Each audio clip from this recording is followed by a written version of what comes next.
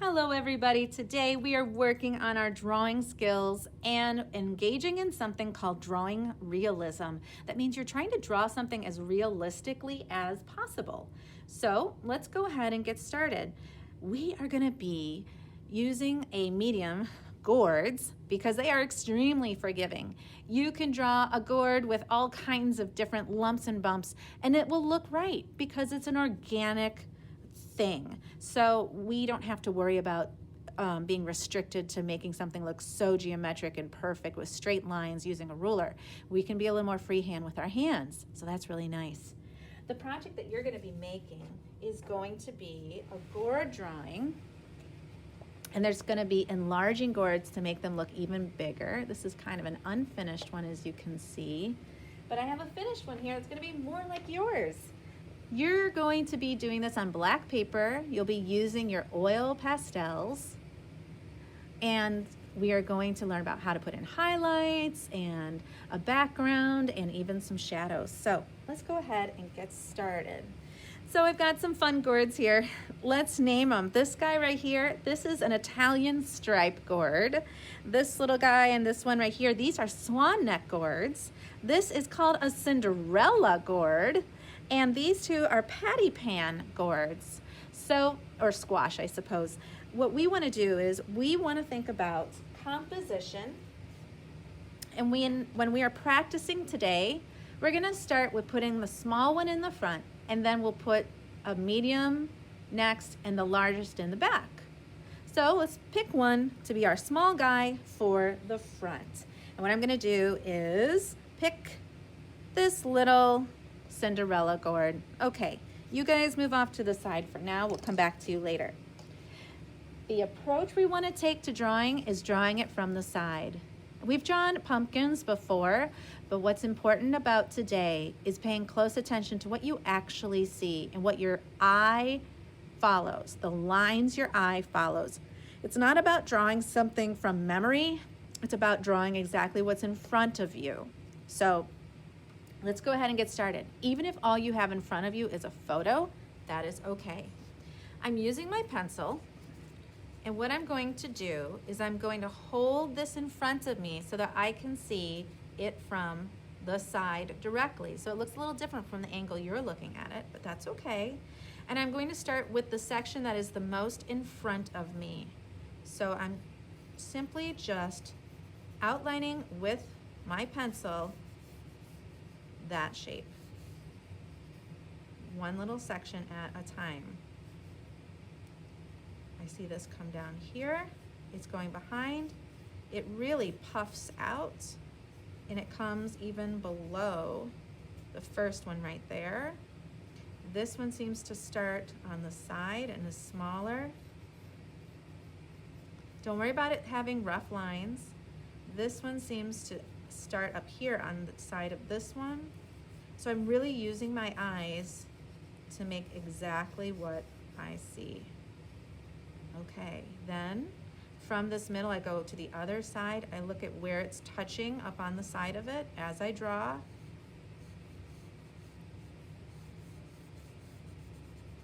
Looking at how it relates to the bottom, it ends right here, so that's where I'm going to make my ending and then connect those.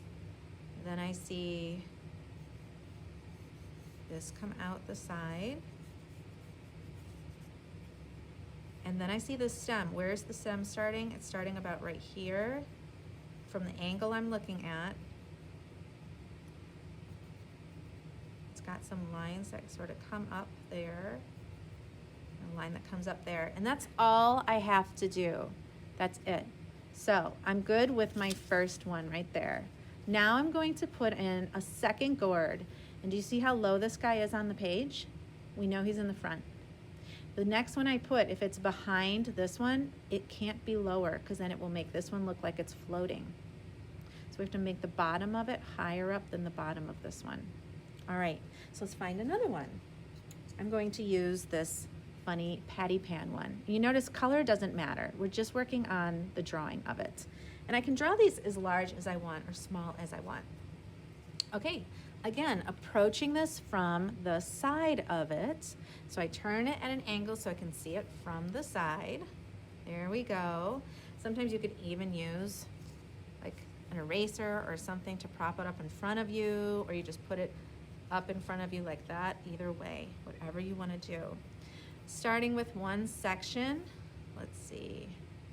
What I could do is start on the side of it and put that right behind my pumpkin like this. So I'm starting on the whole left side of it, and I'm outlining what I see.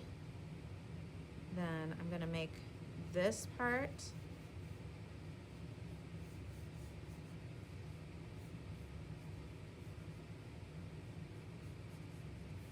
then the next part I see, which is this middle section right here. Sometimes you have to kind of make up the lines too.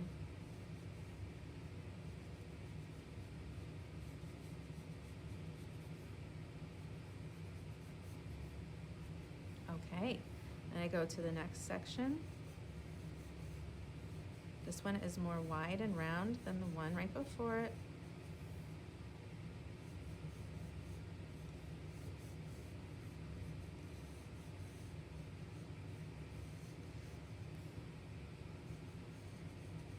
Okay, then I notice that the stem is a little bit lower than the top of the squash, so I'm going to put my stem in first. I'm really looking at the shape of it and the lines of it.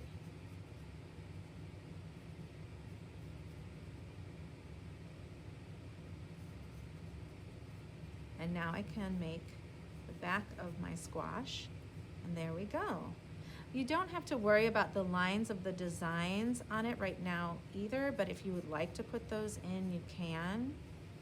Just what you see. Okay, and then the last one I'm gonna do over here, I'm gonna pick one of these swan neck squashes. And of course the challenge is to make it higher up so it looks like it is behind this one. And I'm gonna go all the way up to the top of my page. I really wanna fill my space of my composition. Later, if I feel like this side is way too heavy with content, I could put another one over here to balance out the two sides. All right, here we go. Let's put on the last one right here and then decide if we want one more.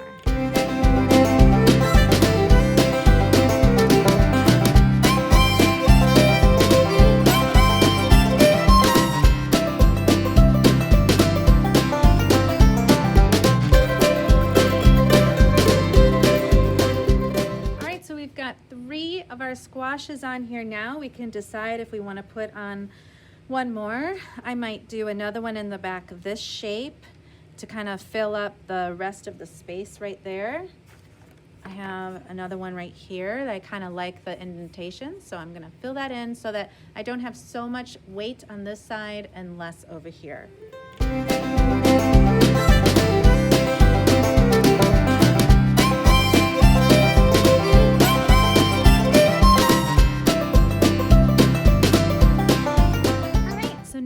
A well-balanced composition right here. I have weight on both sides of my picture. There's weight at the top and weight at the bottom, and I'm pretty happy with this composition, the way it turned out. I can also tell this guy is in the very front because he's the lowest, and there's others behind him, and I can see the overlapping that occurs. So that is also very important visually to have those things.